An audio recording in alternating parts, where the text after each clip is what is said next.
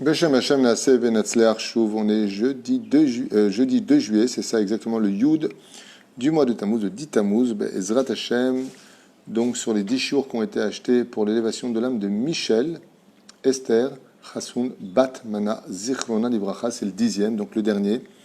Pour l'élévation de son âme, on est dans les halachot, shiur parfait pour l'élévation d'une âme, parler aussi des halachot, Zadavar Nifla. On sera dans le doute Shemesh, peut-on utiliser le doute Shemesh en français, doute Shemesh, comme on peut dire? Non, c'est pas un chauffe-eau. Vous savez, c'est ce qu'on met en haut avec les plaques chauffantes au soleil. Donc, ça s'appelle le doute shemesh. En français, je ne trouve pas le mot, c'est pas grave. Vous avez compris. En Israël, il y en a beaucoup. Bonbonne d'eau qui est sur le toit et qui se chauffe par les rayons du soleil. Donc, on ne parle pas de choses qui sont électriques, mais par rayons du soleil. On parlera un petit peu de cela pendant ce shiur-là. Donc, on a dit pour l'élévation de Michel, Esther, Chassoun, Bat, Mana, Zichron et Bracha, et on rajoutera, puisque c'est leur askara aussi, Rachel, Bat, Esther, Julie, Bat, Gemara, Moshe, Ben, Bechi, Be'ezrat Hashem, et Todaraba, pour tous ceux qui nous tiennent par le biais de toratraim.net. Vous avez plusieurs façons de pouvoir nous soutenir. Be'ezrat Hashem, faire grandir la Torah, ou la Gdil Torah, ou la Dira, Betachlit, Shalirat, Shamaim. Tov, sans plus tarder, on est dans les halachot du doute shemesh, entre autres. Il y aura d'autres sujets qu'on va développer aujourd'hui. Ce ne sera pas très long. On est parti pour à peu près un quart d'heure, 20 minutes de shiur sur des sujets qui nous concernent tous les Shabbats. Mutar liftoch haberez shelamaim chamim shuchamu bedout shemesh. Alors le doute shemesh, comme on l'a expliqué, ce sont des plaques chauffantes par les rayons du soleil qui chauffent une eau qui est dans une espèce de bonbonne blanche qui sont en général sur les toits. Et donc, quand on ouvre le robinet, on a deux façons de faire. Ou on a le système électrique en Israël, où on allume un bouton qui va provoquer donc justement une aide supplémentaire, non pas des rayons du soleil, mais du système électrique pour chauffer l'eau. Ou alors, tout simplement, quand il fait beau, et grâce à Dieu en Israël, il fait beau 10 mois sur 12 pratiquement, eh bien, nous avons 9-10 mois sur 12, nous avons, Baruch Hashem, les rayons. Et aujourd'hui, c'est un système économique incroyable pour pouvoir, Bezrat Hashem, utiliser l'électricité sans s'en servir. Mutar liftoach haberez shalamaim chamim shuchamu bedout shemesh. Pendant Shabbat, la question qui pose, alors vous savez que c'est une question qui est sujet à marloquette. Je vous le dis dès maintenant, entre le Rav Ovadia Yosef et le Rav Mordechai Eliyahu, par exemple, il y a une marloquette. Là, on va selon Maran Ovadia Yosef. Mutar liftoach haberez, on a le droit d'ouvrir le robinet d'eau chaude du doud shemesh pendant Shabbat. Mais attention, les shtamesh même les shtifat kelim. Si c'est pour laver les kelim de Shabbat, c'est-à-dire la vaisselle de Shabbat, les mains, le visage ou les pieds, mais tout le corps, de prendre une douche avec le dout shemesh, cela est interdit. Au mikol makom, cependant, im efshar lisgor et aberez amaavar et amaim karim, si on peut séparer l'eau chaude de l'eau froide, on peut fermer le robinet d'eau froide, chez l'eau ikansou la doud nachon la sotken, pour ne pas que l'eau froide passe avec l'eau chaude et que l'eau froide cuit au contact de l'eau chaude, parce qu'elle est vraiment très chaude. Il est préférable de faire cela. Ça veut dire quoi, il est préférable? Ça veut dire que si c'est pas possible, parce que c'est le même robinet, vous savez que dans les systèmes en Israël, quand vous allez à la tuyauterie, vous avez deux poignées, l'eau chaude et l'eau froide. En général, c'est construit comme ça. Mais les anciens systèmes, c'est un seul robinet pour les deux. Résultat des courses, ifshar. Donc impossible, à Sotken, mutar l'ishtamesh b'maim chamim, on aura malgré tout le droit d'utiliser l'eau chaude. Ve'im ha'maim chamim arbe rotzim ve'rotze lemozgam al yedei ptichat shnei abradim ve'yachad hacham ve'atzonen efshar lakol bezeh. Et si l'eau est beaucoup trop chaude et qu'on a besoin d'ouvrir les deux brasim, les deux robinets pour avoir un peu d'eau froide avec l'eau chaude, malgré tout, si on ne cherche pas à cuire l'eau froide, mais on veut de l'eau tiède pour pouvoir faire la vaisselle, malgré tout, pourra compter sur cette façon d'agir, et ce serait moutard de le faire. Tam, shapoter berez maim chamim, nichnasim miyad maim karim, la doud.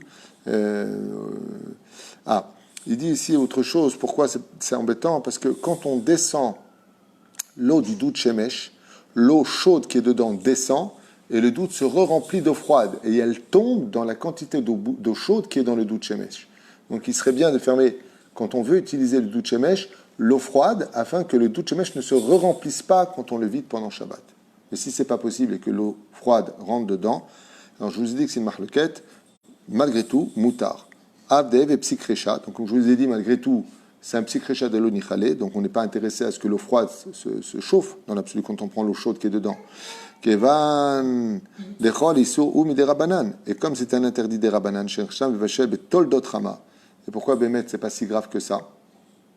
Parce que ce qui chauffe, c'est pas un système électrique, c'est le soleil qui chauffe. Donc c'est le soleil qui chauffe de l'eau froide. On a vu qu'on pouvait, dans les bichoules, on pouvait chauffer quelque chose avec les rayons du soleil dans certaines conditions. La reine Zemoutar, ou Beissour des Rabanan Charé. Et donc un interdit des Rabanan, malgré tout, c'est permis. Ve'od, Shabichoun la Sab et derrière Grama. De qui plus est, ça se fait pas, c'est pas de l'eau froide que l'on cuit. C'est de l'eau froide qui tombe dans un système où les plaques chauffantes vont en fin de compte chauffer la tuyauterie au truc qui va arriver au truc, donc c'est Grama. La reine, malgré tout, pour nous les Sfaradim, Yesh, les attire, comme il le marque en bas, Zeye, Moutar. C'est là. La reine Ken Zeye, Moutar, d'utiliser donc le dout shemesh pendant Shabbat pour laver la vaisselle ou autre, même si l'eau froide rentre dedans, ce qui n'est pas accepté de tous, mais comme le rapporte ici le Rav Ovadia, non seulement il y a Grama, et en plus de cela, Psikrecha de l'Onichale. V'imamaim uchamu alide boiler. Et qu'est-ce qui se passerait pour un chauffe-eau, justement? Ce que ma femme disait tout à l'heure, avec la flamme, aurions-nous le droit de l'utiliser? Comme par exemple le chauffage général. Dans les immeubles, il y a des chauffages. Assour, l'ishtamesh b'maim, av le rechitzat kelim veyadaim. Il est évident qu'on n'a pas le droit de mettre en route du tout l'eau chaude qui viendrait du boiler. Le boiler, c'est le chauffe-eau, donc avec les flammes. Ve'im amaim sheba boiler enam chamim b'shiur shayat soledet bahem. Et si par exemple l'eau maintenant qui a été chauffée par le boiler, par le chauffe-eau, moi je m'appelle ça un chauffe-eau, et pas tellement chaude, pas au point que je me brûle la main si je mets ma main dans l'eau, on aurait le droit de l'utiliser pendant Shabbat. Bien entendu, à la condition où les flammes ne se mettraient pas en route. Afkat marak. Qu'est-ce qui se passerait si j'utiliserais de la poudre de soupe, comme par exemple, comment on appelle ça, le marak off, entre autres. Afalpi shit bashlu beta'alich yetzuram bevet acharoshet, même si on sait qu'ils ont été pré-cuits dans l'usine qui prépare cette poudre de marak qu'on appelle entre autres ici marak off, yesh baim bishou mishum bishul. Alors il faut savoir que malgré tout, sur cela il y a quand même un digne de bichoul, mais pourtant ça a été déjà pré-cuit.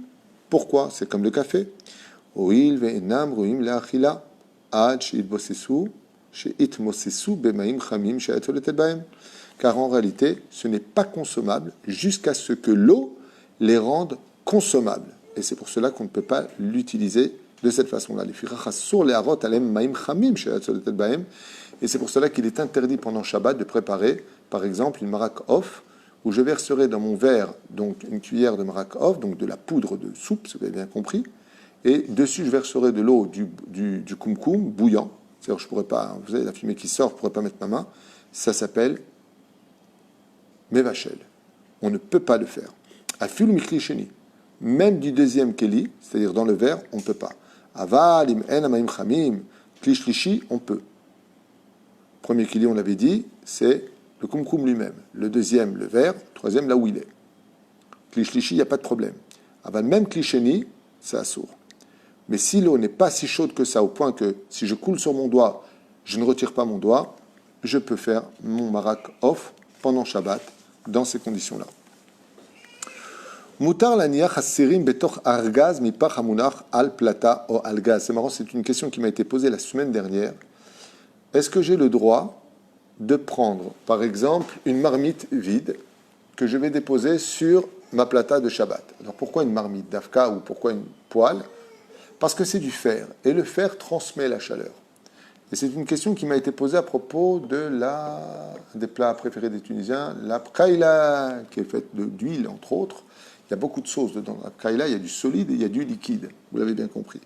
Maintenant, pour le tenir chaud, alors qu'est-ce qu'on fait? On prend une marmite vide, on la pose sur la plata, et donc la chaleur de la plata monte sur les parois de la marmite, et donc à l'intérieur, je vais déposer ma deuxième marmite qui va donc rester chaude, chauffée, comme une atmana d'une certaine façon, sur la plata, qui est donc dans la marmite qui est sur la plata. Donc afin de garder la chaleur. Au Belel Shabbat, que je motzim et tatavshil, amiouad lelel Shabbat, et quand je viendrai sortir donc pour le repas du vendredi soir par exemple, mon plat, ma marmite de Kaila, imatavshil amiouad le Shabbat beboker, eno mivushal kol tzorko, assour, disgor et daltot argaz. Alors si c'est complètement cuit, il n'y a pas de problème, je peux le mettre dedans. Si c'est pas complètement cuit, je n'aurai pas le droit de fermer, de provoquer la cuisson à l'intérieur, de fermer le dessus, de fermer comment dire, non, la marmite, de telle façon à ce que ça continue à cuire à l'intérieur, parce que malgré tout, c'est quand même chaud. Les fichach, yakpid, berev shabbat, et bachel, et tatafshil, aminchim bargaz. Donc, dans quelles conditions on peut déposer sa praïla, entre autres, dans la marmite qui va être dans une autre marmite sur la plata de Shabbat pour la maintenir chauffée, si la praïla ou le plat que vous avez fait est totalement cuit. Mais si c'est pas encore assez cuit, hein? Tu as parlé déjà la dernière fois au cours. Non, parce que c'est là. C'est peut-être en question que ça a été posé, mais dans l'ordre, c'est ici. Non, d'Afka, on n'avait pas parlé de ça. On n'avait pas parlé de la marmite qui était vide sur la plata. Non. On avait dit qu'on déposait quelque chose. Moi, par exemple, en général, ce que je faisais avant, pour maintenir, je mettais une assiette sur la plata de Shabbat, quand il y avait du liquide, et je mettais dessus. Pour pas que ce soit direct. Ou le mieux, c'est le shaon de Shabbat. Là, il ne dit pas ça. Là, il dit qu'on déposerait une marmite vide sur la plata. Maintenant, c'est du fer. Le fer récupère au 2e degré toute la chaleur de la plata de Shabbat. Donc, on ne peut pas poser du liquide dedans. Donc, on pose même la soupe dans la marmite qui est chaude, à la condition, ou tout quoi, que c'est déjà totalement cuit. Pas que ça en vienne à un bichou. C'est là. Zot haché là. Tov. Maomerpo. Ok. Mecham. Asher berez darko leotzi amaim. מותקן בתחתית המחם מתחת לגופי החימום אשר אם גמר המים עלול להישרף גוף החימום אסור להשתמש בו בשבת גזירה שמא יוסיף מים למחם כדי שלא יישרף. Alors ça c'est les anciens. Effectivement, il faut faire très attention quand on achète. Bon, aujourd'hui il y a un plus ce problème, il y a un système de sécurité. Mais avant ce qui se passait, on rappelle en France on avait ce problème, c'est que on achetait un mecham, vous savez un truc bon pour chauffer l'eau. Et on le plaitait sur la plata de Shabbat, ou on le mettait sur la gazinière, et on utilisait l'eau, on faisait couler avec le bérez, il y a un petit robinet, on faisait couler. Ce qui fait que des fois, on ne voyait pas qu'on était arrivé à la fin. Et qu'est-ce que faisaient les gens? Ils penchaient le mecham, le kumkum, ouais, c'est terrible quand les mots ne te viennent pas à l'esprit et que tu dois les trouver et que ça ne vient pas, c'est une nora ve'ayom. Et ça, c'est du fait que je vide dans ma tête. Il faut que je me concentre un peu plus. Donc voilà, je reviens en arrière. Donc qu'est-ce qu'ils font? Ils font verser d'une certaine façon l'eau vers le verre pour pouvoir avoir de l'eau chaude. Et si le kumkum se vide, eh bien, ça peut provoquer des dégâts. C'est les anciens. Aujourd'hui, on a plus de problème parce que tu peux pas. Il y a un système de sécurité qui garde de l'eau. Eh bien, pourquoi ce serait interdit? De peur qu'ils versent de l'eau dedans pour ne pas que ça crame ou pour ne pas que ça fasse un court-circuit. Donc c'est une halakha aujourd'hui qui, grâce au mecham qu'on a aujourd'hui, en tout cas, ce qui est très important à retenir, c'est que si vous avez des kumkum, et que vous avez, bien entendu, aujourd'hui, ils ont tous des robinets, ok? Quand vous versez l'eau, ne penchez pas le kumkum, parce qu'il y a une quantité minimale d'eau qui doit rester à l'intérieur du kumkum, qui préservera le kumkum de se vider, car comment dire, le réchaud, ce qui va chauffer, s'il n'y a pas d'eau dedans, ben, il cuit l'intériorité et ça peut provoquer des dégâts. Donc, ne pas pencher le mecham, ne pas pencher le kumkum pour vider l'eau qui s'y trouve. L'eau minimum, quand on appuie sur le bérez, vous avez remarqué qu'il a une certaine hauteur, c'est justement pour laisser de l'eau dans le cas où il n'y a plus d'eau, que ça reste justement ce peu d'eau pour maintenir la chaleur dans l'eau et non pas autour des parois du kumkum. Mais si c'était le cas, il dit comme ça, Assour l'ishtamesh beshabbat gzera shema yosif maim le mecham kede shelo yisaref. Donc de peur que chaz shalom on en vienne à vider toute l'eau qui est à l'intérieur, on risquerait de verser de l'eau dedans pour ne pas que le mecham brûle et automatiquement on tomberait dans l'interdit d'avoir fait cuire pendant Shabbat. Donc faites très attention à cela. Aujourd'hui, grâce à Dieu, on n'a plus vraiment ces problèmes puisque tout est sécurisé d'une certaine façon. Bien sûr, Yom Tov, il n'y a pas de problème de mettre de l'eau froide dans le kumkum puisqu'on a le droit de cuire pendant Yom Tov, la question ne se pose pas. Emiyash bemecham ze chastom bitachon amenatek et zerem hachashmal. Donc là, c'est ce qu'il dit. Sur les côtés aujourd'hui, il y a un bouton qui est automatiquement, dès qu'il n'y a plus d'eau, arrête le système électrique. Donc ça ne cuit plus. Moutar le timino et kolamaim, on a le droit de pencher si on a ce genre de mecham. Et là, imken ou karov la matzav shebo inatek hastom abitachon et zerem hachmal de az sur le timino et maim hashash shemarchir machbe.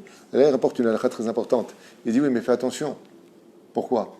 Il dit parce que si à cause des hedim, le peu d'eau qui reste à l'intérieur de ton kumkum, étant donné que ça chauffe, il y a des hedim, il y a des vapeurs qui sortent, donc l'eau se diminue. Et si l'eau se diminue à un certain degré, il y a un F sec sur le côté qui va arrêter le système électrique. Donc ça se fait de lui-même. Mais si toi, qu'est-ce que tu fais? Tu dis, ah bah c'est pas grave. Comme il y a un système électrique qui va arrêter l'électricité, je vais pencher mon kumkum, je vais vider l'eau qui est encore dedans parce que je vais me faire un petit café. Résultat, quand tu vas remettre le kumkum droit, comme tu l'as vidé, le F sec, c'est-à-dire le bouton d'arrêt d'urgence pour ne pas que ça continue à brûler s'il n'y a pas la quantité d'eau, se met en route. Et en fin de compte, qu'est-ce que tu as fait? Tu l'as éteint, Béagrama, tu as éteint le système électrique par ce que tu as fait. Et là, ça deviendrait interdit. Donc on revient sur cette halakha.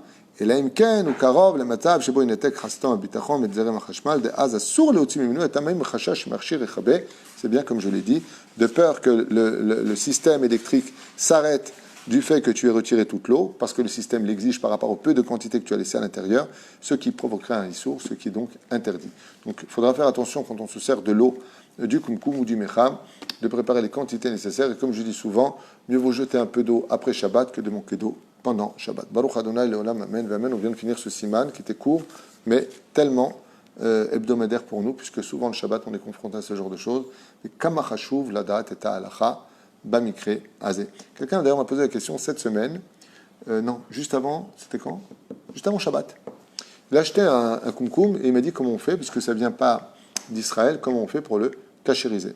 Première option, ou vous le trempez dans le mikvé et vous faites comme font les charedim, vous le laissez 3 jours au soleil sans le toucher, de telle façon à ce que même dans les circuits électriques, eh bien le soleil, j'ai posé la question à un rave de Beth Shemesh qui m'a dit que c'est comme ça qu'il faisait, et il n'y a aucun problème selon lui. Ils achètent donc tout ce qui est système électrique, on ne peut pas le tremper dans l'eau. Lui, il le trempe dans l'eau et tout le monde le fait comme ça, ce qui paraît là-bas. Donc, résultat, eh bien, il le laisse sécher pendant 3 jours au soleil, vraiment exposé au soleil. Et donc, une fois que c'est complètement sec, tu rebranches, il n'y a pas de problème. Même avec un peu un fen, comment on dit un fen? Un séchoir, donc qui permettra de sécher les circuits électriques. Deuxième option, vous l'achetez, vous le donnez à un goy, vous l'offrez à un goy qui lui-même vous le prêtera à vie. Et ainsi donc, votre kumkum n'aura pas besoin d'être trempé au mikvé. Voilà. Baruch Adonai Leolam, Amen ve Amen. Pour l'élévation de Michel Esther Chassoun Bat Mana Zichlona Livracha Toda Rabba Mikol Alev pour ce 3e shiur. Que Dieu vous bénisse sur tous vos chemins, à vous tous, avec une grande Geoula Shlema, Bezrat Hashem, et qui viennent vite. Matzav local, l'opachut, mais il faut garder le moral, Bezrat Hashem. Comme je le dis souvent, on a peur des procès, on a peur de la police, on a peur des impôts, on a peur de beaucoup de choses, mais est-ce qu'on se pose des bonnes questions pour le Olam Haba? Est-ce que le jour du jugement, on se pose la question comment on sera? D'où le fait de s'améliorer. Quelqu'un m'a posé la question, m'a dit quand même, Rav Tutu, avec tout ce qui se passe, pourquoi on a encore les masques et pourquoi ça s'endurcit? Je dis pourquoi on a fini le Lachon Hara? Vous savez, ce virus, je vous dis en 2 mots comme ça, juste avant de vous quitter, ce virus, il est très spécial parce qu'il paraît inoffensif, totalement inoffensif. Hier, ici à Ashdod, il y avait plusieurs femmes qui avaient le virus et elles allaient très bien. Elles sont parties à une fête, à Héroua, et malheureusement, sans garder les mesures de sécurité. Main dans la main, comment ça va, c'est la vie, c'est la joie. Malheureusement, toutes ces personnes aujourd'hui sont en bidoud, c'est-à-dire sont enfermées chez elles, toutes les personnes présentes. Après, elles sont parties à une autre fête où il y avait 250 personnes, de ce que j'ai entendu. Et une fois de plus, salut, ça fait plaisir de te voir. Tout était cachère, tout était méadrine, il n'y avait pas d'hommes, c'était vraiment une union de femmes qui date mon chef Israël. Seulement, le seul problème qu'il y a, c'est que je crois 2 ou 3 femmes de ce groupe-là avaient le virus, mais allaient très très bien. Tu vois rien. Ni elles toussent, ni elles sont mal, et elles l'ont transmise. Résultat des courses, toutes ces personnes-là aujourd'hui sont dans un bidou total, et on ne se rend pas compte. On ne se rend pas compte de la gravité de ce que cela peut provoquer, surtout pour les personnes qui sont asthmatiques ou qui ont des problèmes de poumons, problèmes respiratoires entre autres. Et il m'a posé la question ce matin, justement, Meir Soufan, à Yakar, qui marie son fils tout à l'heure, si Dieu veut. Il m'a dit, d'après toi, c'est dû à quoi? C'est quoi? C'est quoi? Qu'est-ce qu'on a fait de si grave pour avoir un truc qui bloque tellement les choses? Je dis, tu sais, quand on fait du Lachon Hara et qu'on est réunis, on ne voit pas où est le mal de ce que l'on dit. Et pourtant, les dégâts sont énormes, à en perdre le souffle. Et les personnes se retrouvent isolées chez elles. Je lui dis, pour moi, de façon évidente, ce virus, il vient à cause des fautes du Lachon Hara. Le Beth Amikdash veut se reconstruire et la Gemara est formelle. Le temple a été détruit à cause du Lachon Hara et il sera reconstruit pour la Ahavat Rinam, pour les belles paroles et non les mauvaises paroles. Quand tu vois qu'on est obligé de se mettre un chut sur le visage, une espèce de masque sur le visage, qui veut dire en fin de compte, tais-toi. Il est évident que c'est relié à ce membre, puisque c'est la bouche qui est couverte, c'est par la bouche que ça se transmet les narines, la colère des narines et la bouche qui part. Il est évident qu'on doit faire attention à cela, aussi bien de se taire dans le Beth Knessiot, comme vous le savez, on en a tellement parlé, on a tellement fait de shiurim sur ce sujet-là, mais surtout d'apprendre à se juger les caves zéchout et d'arrêter de se faire du mal les uns les autres. Vraiment, j'étais encore hier en train d'étudier une pathologie des dégâts du fonctionnement des personnes quand elles vont mal. Mon Dieu, combien on se fait du mal entre nous. Shem Erahem. Mon Dieu, combien on peut se faire du mal entre nous. Comme cette maladie des pervers narcissiques, c'est impressionnant le nombre de victimes qu'ils font autour d'eux, les dégâts qu'ils occasionnent, le fait de considérer les autres comme même pas plus qu'un objet, c'est impressionnant de voir combien les gens peuvent se faire du mal eux-mêmes et surtout aux autres. Et la reine Bezrat Hashem, qu'on veille sur cette situation et cette dimension de Ve'afta l'ereacha kamocha, c'est klal gadol batorah. Je pense que notre dernier tikkun, c'est Ve'afta l'ereacha kamocha, Be'avat rinam yibalem et amigdash. On garde nos bouches, Bezrat Hashem, pour pouvoir fréquenter nos frères, nos sœurs, vivre la Géoula dans de bonnes conditions, parce qu'il y a beaucoup de hashlachot, il y a beaucoup de dégâts qui se suivent de ce virus. C'est un enchaînement, comme par exemple les salles, quand elles ne travaillent pas, eh bien, c'est tous les cuisiniers qui ne travaillent pas. C'est tous les jeunes qui sortent de l'armée, qui font serveur, qui ne travaillent pas. C'est tous les fournisseurs qui ne travaillent pas. Donc ceux qui fabriquent la nourriture, qui ne travaillent pas. C'est une chaîne qui engendre des dégâts aujourd'hui financiers sur le domaine national et international. Et on a intérêt vite à nous réviser parce qu'on sait que si ça continue comme ça, hein, eh bien, ça peut être un point de non-retour pour l'humanité et mener à une guerre Hashem Ishmor V'Rachem difficile. Ce n'est pas une prédiction, ce n'est pas de mauvaises paroles, ce n'est pas « oh là là, tu fais l'angoisse », c'est juste un état de fait sur le terrain, regarde les informations, c'est eux qui en parlent, c'est pas moi. Et la reine Bezrat Hashem, tzarich litrazek bilimud Torah, beshmirat alashon. Nishmor ala tzniut, qu'on fasse tous des efforts dans ce domaine, au Beshem Hashem, niske legiula amitit sofit, parce qu'il en a marre de cette obscurité, Baruch Abba, à la lumière, comme je dis souvent dans ma prière pour nous tous, quand je prie pour moi et le peuple d'Israël, entre autres, Daï le tsarotenu vebaruch haba le simchatenu. Ça suffit avec toutes ces mauvaises nouvelles qu'on n'entende que de bonnes nouvelles pour nous tous, partout où vous soyez, Am Israël ve'umot haolam.